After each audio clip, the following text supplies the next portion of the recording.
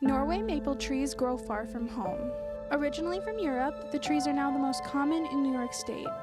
Arriving in 1756 from London, the trees have formed the landscape we all know and love.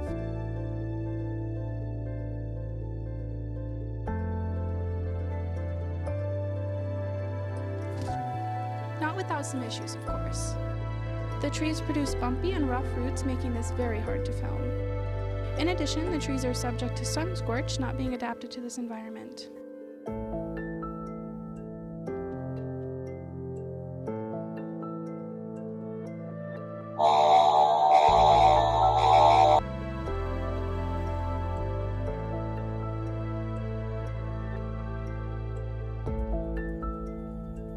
Although these trees are not perfect, they have shaped our landscape, so we need to protect them.